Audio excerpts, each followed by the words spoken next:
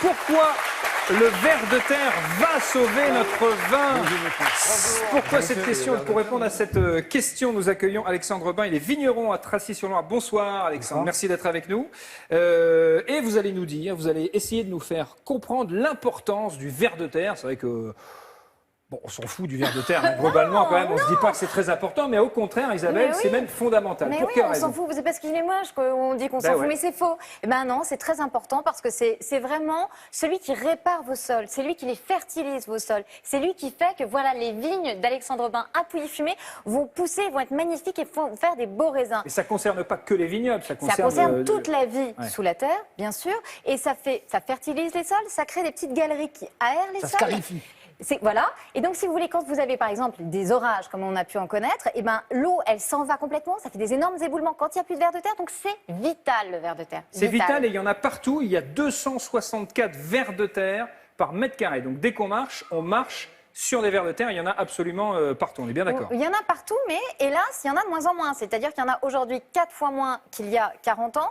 Or, effectivement, c'est vital et on est en train de les fiché en l'air et c'est une catastrophe. Mais alors, Alexandre, Philippe, oui. On peut en adopter. On pourrait éventuellement adopter des vers de terre. C'est qu'on cultive. Alexandre, vous avez amené 2 bocaux avec de la terre dedans. Qu'est-ce que c'est? Quelle est la différence? Qu'est-ce que c'est que cette terre? J'ai amené 2 bocaux. Donc, le premier, c'est issu d'une terre où je considère qu'il y a plus ou très peu de vers de terre.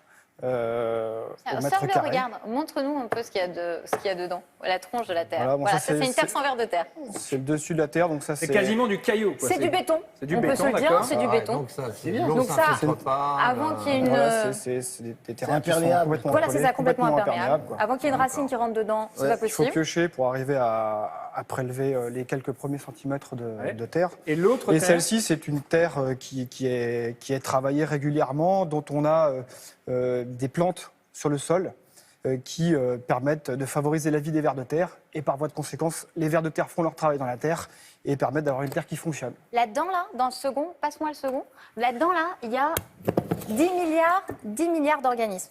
10 milliards d'organismes qu'on ne défend pas aujourd'hui parce qu'on protège nos sols, on protège notre air, on protège notre eau et on ne protège pas ces 10 milliards d'organismes. Vous voyez?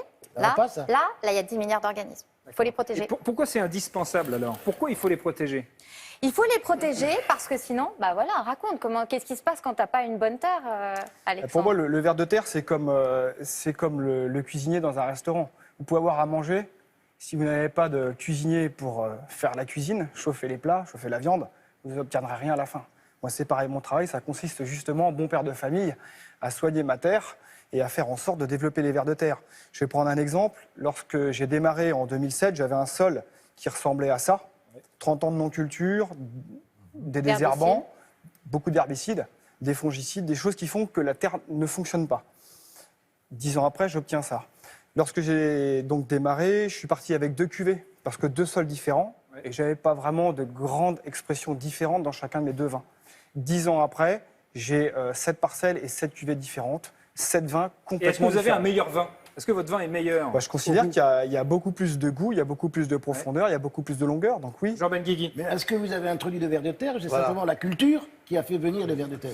Alors en réalité, c'est l'arrêt des engrais chimiques, c'est l'arrêt des herbicides, c'est l'arrêt des fongicides. C'est le travail des sols à l'aide d'un cheval, c'est-à-dire que ce n'est pas un tracteur qui roule et qui tasse en permanence toujours aux mêmes endroits. C'est un cheval qui travaille dans nos vignes.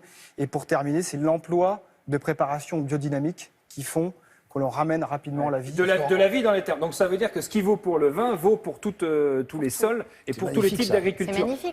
Pourquoi ils disparaissent, Isabelle? Parce que les traitements chimiques, comme l'a très bien dit Alexandre, on met des herbicides, on met des pesticides et voilà, ça donne ça. Et après, le bétonnage aussi? Le bétonnage. Donc les routes, le béton...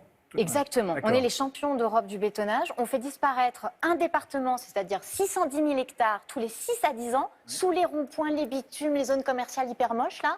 Et, sauf que c'est 60% des terres hyper fertiles qu'on est en train de faire disparaître. Et pourtant, il y a tellement de vers de terre que la population des vers de terre dans le monde est 5 fois plus lourde que la population des êtres humains. S'il n'y a plus de vers de terre, qu'est-ce qui se passe? Il n'y a plus de vie.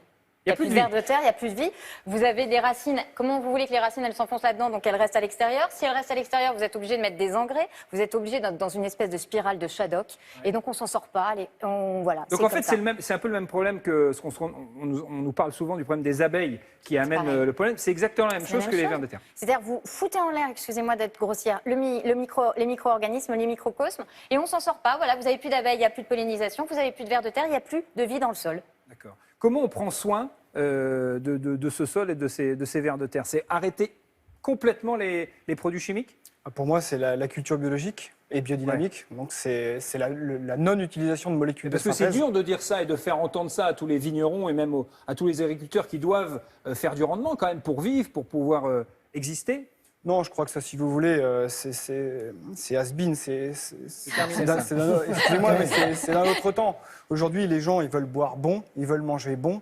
Donc c'est à nous, vignerons, de faire en sorte, si vous voulez, de pouvoir faire bon. Voilà. Il faut aussi payer un prix qui ne soit pas trop excessif. Donc, comment on fait pour un... Oui, mais vous avez des vins naturels qui valent 5-6 euros chez le caviste jusqu'à 50 euros. Il n'y a plus de prix après, si vous voulez. Tu payes la marque avec les pesticides. Oui, ça dépend. Donc, voilà, c'est il y a vrai. un goût différent. Il y a un goût différent des vins-là aussi. Il faut s'habituer au nouveau goût. C'est vrai. Il a tout à fait moi, raison. je suis un grand amateur de pinard. Je suis quelquefois gêné par des cultures en biodynamique comme ça. Je trouve c'est une autre boisson, c'est autre chose. Voilà. Vous avez été également verbalisé parce qu'il y avait trop d'herbe ou une herbe trop haute, en tout cas, sur vos vignes. C'est juste. Pourquoi? On vous verbalise. C'est quand même vos vignes. Vous faites pousser de l'herbe si vous avez envie, non? C'est la brigade de la végétation concurrentielle, Thomas. Oui, c'est un peu la brigade compliqué de comme mot. l'herbe. Parce qu'ils ne disent pas herbe, en fait, en jargon administratif. On dit végétation concurrentielle. Et donc, ils viennent mesurer votre herbe dans les vignes. Ils sont venus mesurer l'herbe dans les vignes d'Alexandre. Je dis, l'herbe est trop haute. C'est très, très grave. Et ben, il a perdu. Mais pourquoi l'herbe haute est dangereuse? L'herbe haute est dangereuse. L'herbicide n'est pas dangereux, Jean Benguigui. L'herbe haute est dangereuse parce que les administratifs ont décidé que l'herbe haute était dangereuse. Non, mais ça, c'est intéressant. Ça veut dire que vous ne faites pas ce que vous voulez sur vos propres terres. Je ne faisais pas ce que je voulais avant, puisque j'étais en appellation d'origine contrôlée, mais j'ai eu un retrait d'habilitation à la suite de cette affaire-là. Aujourd'hui, je produis des vins de France.